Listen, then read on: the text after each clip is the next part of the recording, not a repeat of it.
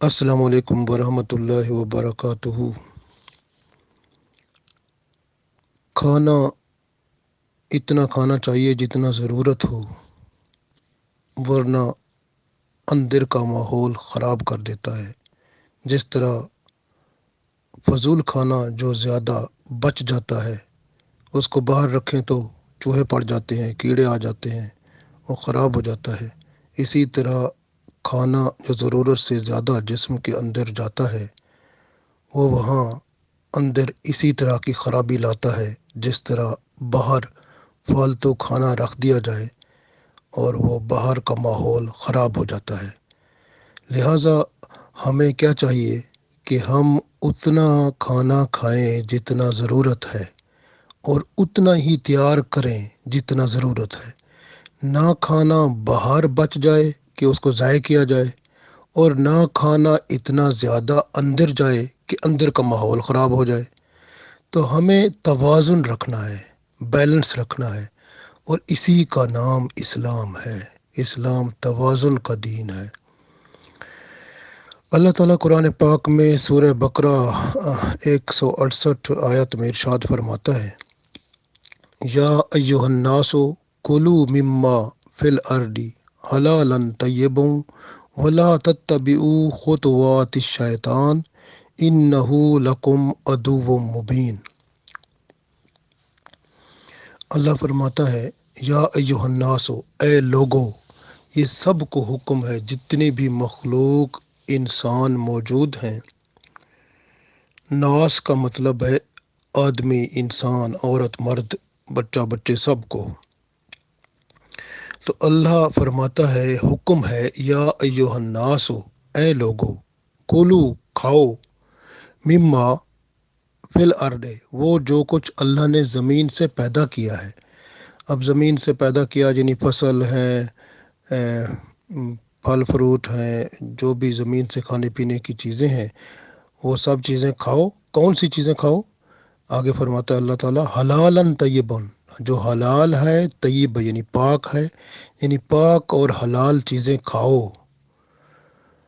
वला तत्तबिउ, और पैरवी ना करो, बात ना मानो, खुतवाति शैतान, शैतान के रास्तों की। शैतान के रास्तों पे ना चलो, क्योंकि शैतान हराम खिला देगा, ख़राब कर देगा। उसके रास्ते पे ना चलो। इन्नहु, बेशक वो जो है, लकुम, तुम्हारे लिए, अदू का मतलब होता है दुश्मन, अदू वो मुबीन, मुबीन का मतलब खुला, वो तुम्हारा खुला दुश्मन है। शैतान जो है वो तुम्हारा खुला दुश्मन है, हराम खिला के ख़राब करा देगा। देखे ना, आजकल मैंने देखा है कि बहुत सारी माएँ और औरतें यानी वालदैन जो हैं, और या बच्चे भी हैं, तो वो जब किसी स्टोर पर या किसी जगह पर खाने की चीज़ लेने जाते हैं, वो बस एक चीज़ देखते हैं कि कौन सी चीज़ सस्ती है। बस सस्ती चीज़ देख के वो ले लेते हैं, और बाज़ दफ़ा कोई चीज़ दिल को पसंद आती है, उसको ले लेते हैं और खा लेते हैं। तो या फिर घर में ले जाते हैं, वालदेन हैं, तो फिर वो कहते हैं वो अगर सस्ती मिल रही है, कुछ ठीक लग रही है क्वालिटी, तो बस वो ले लेते हैं। कभी कोई नहीं देखता कि उसके अंदर क्या है। बस टेस्ट आना चाहिए। अब टेस्ट क्या होता है? वो ज़बान के साथ है ना, ज़बान जो है उसकी बैक साइड पर वो टेस्ट बड लगे हुए हैं, वो जो उभार हैं। वो अगर ना हो, यानी ज़बान ना हो, तो मिट्टी खाओ, चाहे मिट्टी खाओ, चाहे गोश्त खाओ, चाहे मिठाई खाओ, सब एक जैसी है, सब का टेस्ट एक जैसा होगा। लेकिन क्या है कि बंदे को अल्लाह ताला ने ज़बान दी है, जिसके ज़रिए से बंदे को टेस्ट का यानी जायके का पता चलता है। अब जो है, असल बात क्या है, जब अल्लाह ने कुरान पाक में ये फरमा दिया, कुलू मिम्मा फिल अर्दे, ज़मीन से जो कुछ निकलता है वो खाओ। कौन सा? हलालन तय्यबन, हलाल खाओ, तय्यब खाओ, पाक और हलाल चीज़ें खाओ। अब ये हुक्म जो है ना, ये मुसलमानों को नहीं है, सबको है। ये देखिए ना, या अय्युहन्नास फरमाया गया है, तो सबको हुक्म है कि आप खाओ कौन सी चीज़? पाक और हलाल खाओ। अब अगर बंदा पाक और हलाल नहीं खाता, تو حرام چیزیں کھاتا ہے اور چسکے لیتا ہے تو پھر وہ کون ہے؟ وہ شیطان کی بات مان رہا ہے۔ اللہ نے منع کیا ہے وَلَا تَتَّبِعُوا خُطُوَاتِ الشَّيْطَانِ، اور شیطان کے راستوں پر نہ چلو۔ إِنَّهُ لَكُمْ عَدُوٌّ مُبِينٌ، وہ تمہارا کھلا دشمن ہے۔ جب بندہ حرام کھاتا ہے نا، اس کا ایک نوالا یا ایک لقمہ جو اندر چلا جاتا ہے، وہ بندے کے اندر کا جو ماحول ہے اس کو خراب کر دیتا ہے۔ اگر وہ زیادہ بندہ کھاتا جائے نا تو وہ کیا ہوگا کہ اندر جو ایمان ہوتا ہے نا بندے کا، وہ ایمان کا خاتمہ ہو جاتا ہے۔ حرام جتنا اندر جائے گا وہ ایمان اتنا ختم ہوتا جائے گا۔ حرام کو اندر لاؤ، ایمان سے خالی ہو جاؤ، یہ ہوتا ہے۔ تو جتنا حرام کھاؤ گے اتنا ایمان جائے گا۔ تو یہ حلال کھانا بہت اہم ہے، یہ دیکھ لیں۔ اور حرام جو ہے وہ بہت خطرناک ہے۔ اندر جا کر جب اندر جائے گا بندہ جو ہے، اگر بچہ ہے تو ماں باپ کا نافرمان ہوگا، اللہ رسول کا نافرمان ہوگا۔ اگر عورت ہے تو اپنے خاوند کی نافرمان ہوگی اور اللہ رسول کی نافرمان ہوگی۔ اگر باپ ہے تو وہ اپنے رب تعالیٰ کا اور اس کے رسول صلی اللہ علیہ وسلم کا نافرمان ہو جائے گا۔ تو وہ اپنی مرضی کریں گے پھر یہ لوگ۔ تو یہ معاملات اس طرح ہو جاتے ہیں۔ تو اس لیے جو ہے حلال کھاؤ، اور اتنا کھاؤ جتنا ضرورت ہے۔ اور اندر اگر ضرورت سے زیادہ ڈالو گے تو پھر کیا ہوگا؟ اندر کا ماحول خراب ہو جائے گا، بد ہضمی ہو جائے گی، یا پیٹ خراب ہو جائے گا، یا کچھ خرابی ہو جائے گی۔ یہ اس بات کی جو حلال پاکیزہ چیزیں ہیں اس کو بھی اتنا اندر لاؤ جس میں جتنی ضرورت ہے۔ اگر ضرورت سے زیادہ لاؤ گے تو پھر کیا ہوگا؟ خرابی پیدا ہو جائے گی، بد ہضمی ہوگی، کوئی پرابلم ہوگا، گیس ہو جائے گی، کچھ اور ہو جائے گا، تو اس طرح مسئلہ بن جائے گا۔ اس لیے اس کا خیال رکھو، اور حرام کو تو بالکل نہ کھاؤ کیونکہ وہ تو ایمان کو بھی لے جائے گا ساتھ۔ تو یہ بہت اہم ہے۔ اسی لیے عام انسانوں کو خطاب رب تعالیٰ نے فرما کر حلال کا حکم فرمایا کہ حلال کی تمیز رکھو۔ حلال چیز جو ہے وہ روح کو زندہ رکھتی ہے، جبکہ حرام چیزیں جو ہیں وہ روح کو بیمار کر دیتی ہیں۔ اسی طرح خراب اور گندی چیز جسم کو بیمار کرتی ہے۔ بندہ روح اور جسم کا مرکب ہے۔ اللہ تعالیٰ جسم اور روح دونوں کو صحت مند دیکھنا چاہتے ہیں۔ صحت مند جسم دنیاوی فائدے کے لیے ضروری ہے، اور وہ آخرت کے لیے بھی بہت اچھے اعمال کر کے آخرت میں بھی اپنا حصہ بنا لیتا ہے۔ روح کے ساتھ مل کر جسم جو ہے وہ اتنا اچھے اچھے کام کرتا ہے کہ اللہ کا مقرب بن جاتا ہے۔ اس لیے حلال اور پاکیزہ خوراک کھانے کا حکم ہے، تاکہ آپ اس پاک ذات کی جو اللہ پاک ہے، اس کا رسول صلی اللہ علیہ وسلم پاک ہے، اس کا قرآن پاک ہے، اس کا دین پاک ہے، تو اس کو پہچاننے والے اور اس پر عمل کرنے والے بن جاؤ جو پاک ہے۔ اگر آپ پاک ہوگے نا تو پھر پاک پر عمل کرو گے، پاک کی قربت میں آؤ گے تو پھر فائدہ ہوگا نا۔ اگر پاک کو چھوڑ دیا، آپ نے حرام ہی کھانا شروع کر دیا، تو پاک رب تعالیٰ کے ساتھ تعلق کیسے بنے گا؟ اللہ تعالیٰ سورہ بقرہ کی آیت نمبر 172 میں ارشاد فرماتے ہیں، یا ایہا الذین آمنو، اے ایمان والو۔ اب یہ حکم کس کو ہے؟ ان لوگوں کو جو ایمان والے ہیں۔ اللہ فرماتا ہے، یا ایہا الذین آمنو، اے ایمان والو، کلو کھاؤ، من طیبات، یعنی پاک چیزیں کھاؤ، ما رزقناکم، جو اللہ نے تمہیں رزق دیا ہے، یعنی جو اللہ نے رزق دیا ہے اس میں سے پاک چیزیں کھاؤ، وشکرو للہ، اور اللہ کا شکر ادا کرتے رہو، ان کنتم ایاہ تعبدون، اگر تم اسی اللہ ہی کی عبادت کرتے ہو۔ اگر اللہ ہی کی عبادت کرتے ہو تو پھر پاک صاف چیزیں کھاؤ اور اللہ کا شکر ادا کرتے رہو۔ تو یہ اللہ تعالیٰ کا حکم آیا، تو پاک صاف چیزیں کھانے کا حکم ہے، اور پاک صاف چیزیں کھانے کا حکم ایسے ہے کہ جتنی ضرورت ہے، یہ نہیں ہے کہ آپ ضرورت سے زیادہ کھاؤ۔ تو ضرورت کے مطابق کھاؤ، حتیٰ کہ اگر روٹی کھانا جو آپ کھاتے ہیں اگر منہ سے نوالا گر پڑتا ہے تو اس کو صاف کر کے کھا لو۔ حضرت عائشہ رضی اللہ تعالی عنہا فرماتی ہیں کہ رسول پاک صلی اللہ علیہ وسلم گھر میں تشریف لائے، روٹی کا ٹکڑا پڑا ہوا دیکھا، نیچے زمین پر اٹھایا، صاف کیا اور آپ صلی اللہ علیہ وسلم نے کھا لیا۔ فرمایا، عائشہ رضی اللہ تعالی عنہا، اچھی چیز کا احترام کیا کرو، یعنی روٹی کا، اور یہ چیز یعنی روٹی جس قوم سے بھاگی ہے لوٹ کر نہیں آئی۔ ابن ماجہ میں یہ حدیث موجود ہے۔ گویا روٹی کا احترام کرو، روٹی سے مراد کھانا جو ہے اس کا احترام کرو۔ اگر کھانا اللہ کی ایک خاص نعمت ہے، اگر یہ رخصت ہو گیا تو پھر بندے کے اوپر فاقے آ جاتے ہیں، اس کے لیے پرابلم پیدا ہو جاتا ہے، پھر اللہ تعالیٰ کی یہ نعمت واپس نہیں آتی، پھر دکھ تکلیف میں بندہ اپنی زندگی گزارتا ہے۔ اس لیے نعمت کا شکر ادا کرنا ضروری ہے۔ خاص پاک صاف چیزیں کھاؤ اور پھر اللہ کا شکر ادا کرتے رہو اور اسی کی عبادت کرتے رہو۔ حضرت حسن بصری رحمۃ اللہ علیہ فرماتے ہیں کہ ماقل بن یسار رضی اللہ تعالیٰ عنہ کھانا کھا رہے تھے، لقمہ ہاتھ سے گر گیا، اٹھا کر کھا لیا، لوگوں نے مذاق سے ان کی طرف اشارہ کیا۔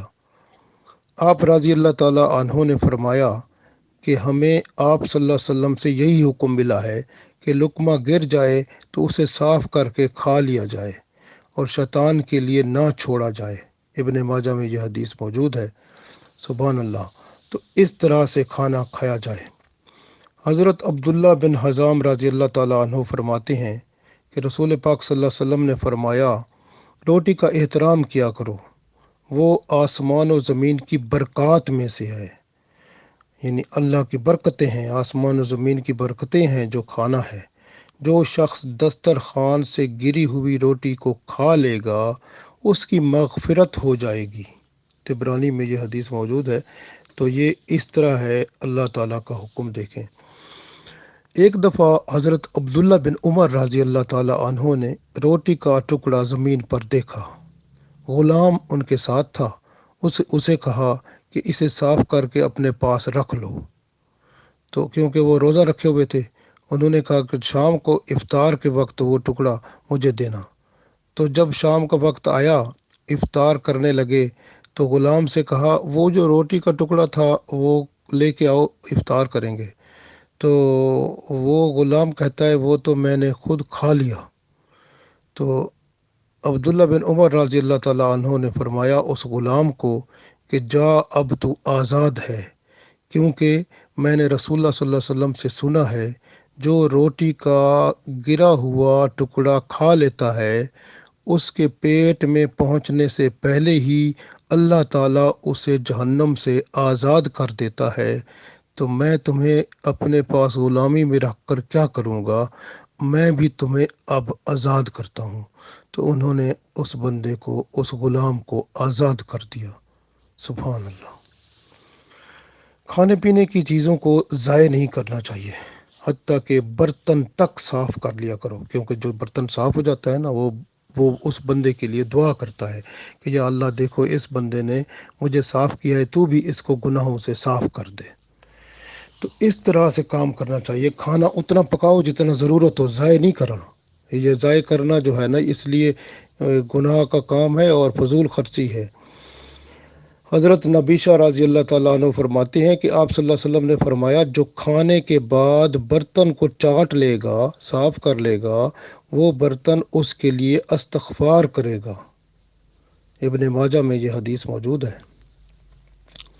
یہ صفائی کا حکم ہے، کھانے کو ضائع نہ کیا کرو، ضرورت کے مطابق کھاؤ، فضول خرچی نہ کرو، کیونکہ اگر زیادہ ضرورت سے کھاؤ گے تو بیماری لائے گا۔ زیادہ کھانے سے شوگر بھی ہوتی ہے، دل کی بیماری بھی ہوتی ہے اور بھی بڑے مصیبتیں پڑ جاتی ہیں۔ مناسب کھاؤ اور پیٹ کے 3 حصے بناؤ، ایک حصہ پانی کے لیے، ایک حصہ کھانے کے لیے اور ایک حصہ ہوا کے لیے۔ صفائی کا خاص خیال رکھا کرو، کیونکہ النظافت من الایمان، صفائی ایمان میں سے ہے۔ گویا گلی محلے کو بھی صاف رکھا کرو، اپنے علاقے کو صاف رکھا کرو، اپنے گھر کو صاف رکھا کرو، اپنے کچن کو صاف رکھا کرو، اپنے برتن صاف رکھا کرو، اپنے جسم کو صاف رکھا کرو۔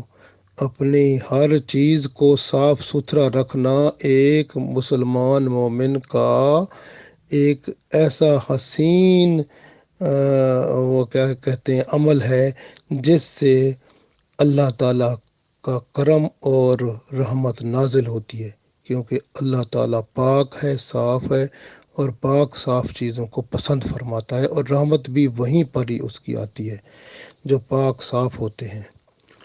قرآن پاک میں سورہ اعراف کی 31 نمبر آیت میں اللہ تعالیٰ ارشاد فرماتا ہے، کلو کھاؤ، واشربو اور پیو، کھاؤ اور پیو، ولا تصرفو اور فضول خرچی نہ کرو، یعنی کھاؤ پیو اور فضول خرچی نہ کرو۔ ایک روٹی سے پیٹ بھر گیا ہے، اب دوسری کھانا فضول خرچی ہے، کیونکہ فضول کھاؤ گے، زیادہ کھاؤ گے تو اندر جا کر پرابلم پیدا کرے گا۔ اسی طرح سے آپ باہر جو ہے جب کھانا جو ہے اب زیادہ ہوگا تو باہر پڑا رہے گا، تو وہ باہر جو ہے اگر زیادہ دیر پڑا رہے گا تو وہ صاف ظاہر ہے کہ وہ اس میں چوہے پڑیں گے یا کوئی اور بیماری اور تکلیف اور جو نقصان ہوگا، یا اس کو ضائع کرنا پڑے گا، بن میں ڈالنا پڑے گا۔ تو یہ چیزیں ٹھیک نہیں ہیں، فضول خرچی نہ کرو، اتنا پکاؤ جتنا ضرورت ہے، اور پھر اس کو جو کھانا ہے اس کو اتنا کھاؤ جتنا ضرورت آپ کی پوری ہو جائے، بس یہ ہے مطلب۔ اور اس لیے فرمایا گیا کلو وشربو، کھاؤ پیو، ولا تصرفو اور حد سے نہ بڑھو، انہ لا یحب المسرفین، اور اللہ تعالیٰ فضول خرچی کرنے والوں کو، حد سے بڑھنے والوں کو پسند نہیں فرماتا۔